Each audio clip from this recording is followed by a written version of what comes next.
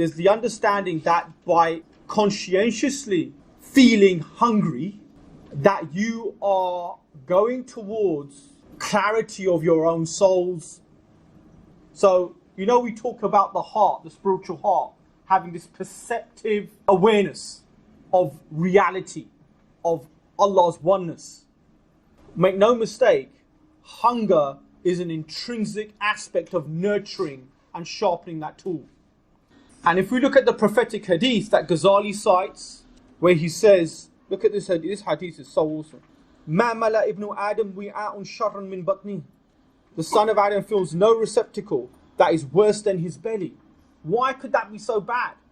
Look at what the Prophet says. A few small morsels are enough to sustain him. What is he marking us for? He's trying to say, look, this is how you should approach it. But if he cannot keep to this, then let him fill 1/3 with his food. Do you see the marker? The marker's now what? It's not talking about satiety. It's talking about if you got to then go even beyond a couple of morsels, then okay, let's go to the 1/3, 1/3 for drink and 1/3 for air that he breathes.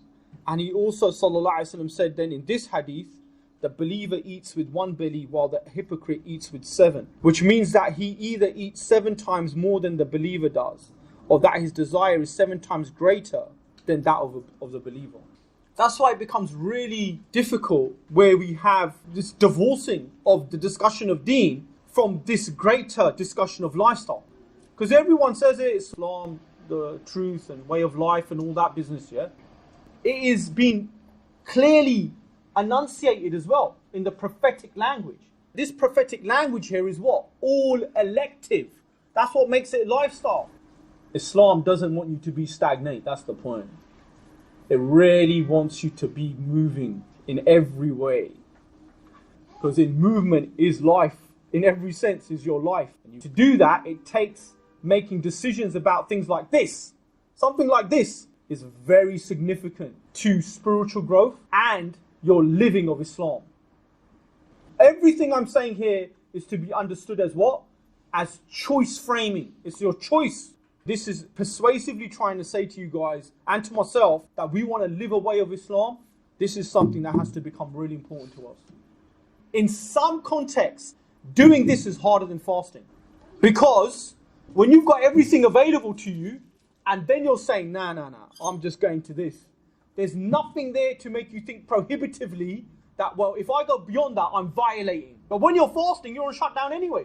It's almost like you don't have to even think too hard now. I'm just fasting. I can't have it. I'm well aware that obviously in this age we've got extremes from obesity to anorexia. Now those are medical conditions and they need to be spoken of in their place, and those are very concerning conditions. So everything that is being advised here is being advised on the basis of there's some normality to your gauge of food intake. Because I don't want people to in any way misconstrue what's being said as if, well, this could lead to anorexia. No, anorexia, you don't lead to anorexia is the product of underlying issues that is reflected as they take it out on food by starvation. This has got nothing to do with that.